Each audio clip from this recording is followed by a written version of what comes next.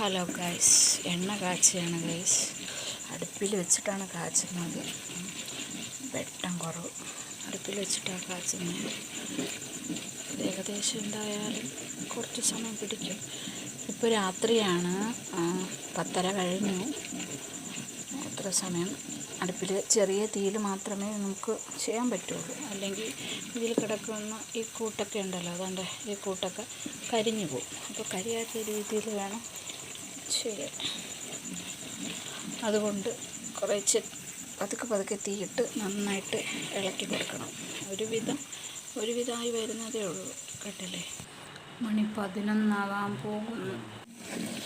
കണ്ടോ ഗൈസ്, കണ്ടില്ലേ, നന്നായിട്ട് തിളക്കിയാണ് വെളിച്ചെണ്ണ. ചെറിയ തീ ആയതുകൊണ്ട് കണ്ടോ, ചെറിയ തീയാണ്. കണ്ടോ, ചെറുതായിട്ടാണ് തീ ഇട്ട് കൊടുത്തിരിക്കുന്നത്.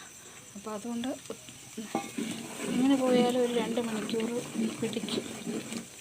ഇനി ഇതിൻ്റെ ഈ തിളയ്ക്കുന്നത് നന്നായിട്ട് തിളച്ച് നിൽക്കണം. നിന്നാലേ ഇതൊക്കെ കണ്ടോ, ഇതൊക്കെ ഒന്ന് നല്ല വെന്ത് നല്ല പരുവാവണം. ആയാലേ വാങ്ങാൻ പറ്റും. പിന്നെയും കുറച്ച് സമയം കൂടി വേണം.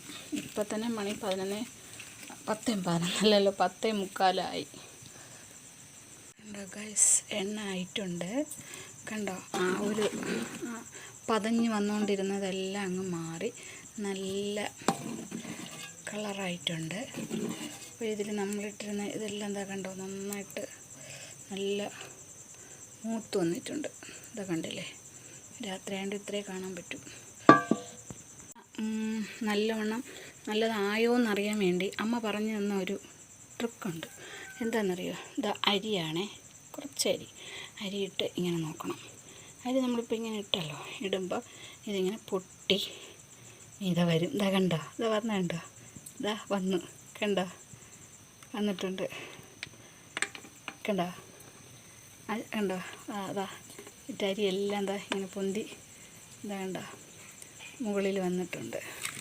ഇനി തീ അണച്ചു കൊടുക്കാം. ഇനി തീ വേണ്ട.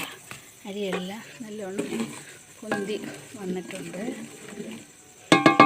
ഇനി നമുക്കിതിനെ അകത്ത് കൊണ്ട് വയ്ക്കാം.